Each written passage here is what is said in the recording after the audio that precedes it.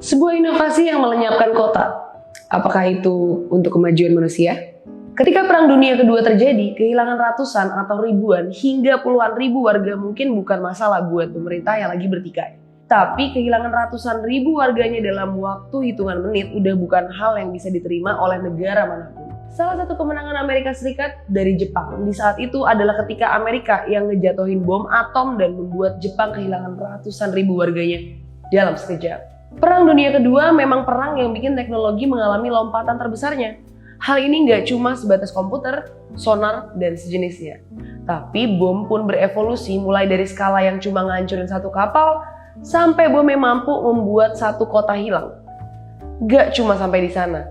Dampak polusinya pun sanggup membuat generasi berikutnya lahir dengan keadaan cacat. Kalau kalian udah pada nonton film Oppenheimer, kalian pasti udah lihat gimana pada saat itu para ilmuwan sangat terobsesi sama kemajuan teknologi. Menjadi ahli fisika atau penemu mungkin akan lebih terkenal dibandingkan menjadi anak band atau anak basket. Memimpin suatu proyek besar penelitian mungkin idaman semua orang di Amerika pada saat perang berlangsung. Tapi di akhir semua itu jadi banyak ilmuwan yang menyesal. Ada kesan seakan dalam membuat teknologi untuk membunuh orang, ilmuwan yang terlibat jadi bagian dari pembunuhnya. Presiden Amerika Serikat pada saat itu bilang kalau ilmuwan itu nggak punya dosa. Yang bersalah adalah politisi seperti dirinya yang menggunakan hasil cipta mereka untuk ngebunuh banyak orang. Tapi gimana pun juga, jadi bagian dari pembunuhan massal nggak mungkin jadi sesuatu yang menyenangkan. Inilah kenapa dalam filsafat ada 3 bagian yang terpisah, bidang ilmu, metode, dan penerapannya. Penerapan ilmu itu nggak bebas nilai. Kalau kita pakai teknologi, maka harus dipastiin dulu bahwa teknologi itu bermanfaat buat orang banyak.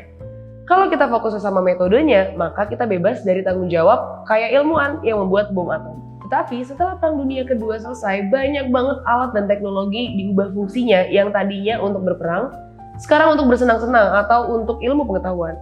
Contohnya kayak roket untuk ke bulan, nuklir untuk listrik, hingga komputer untuk main game.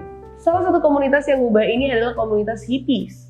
Semboyan mereka adalah Make Love, Not War. Dan tentunya disimbolkan dengan musik rock dan ganja untuk melambangkan perdamaian. Gak lupa juga dengan pakaian bergambar bunga sebagai tanda cinta kasih bagi manusia.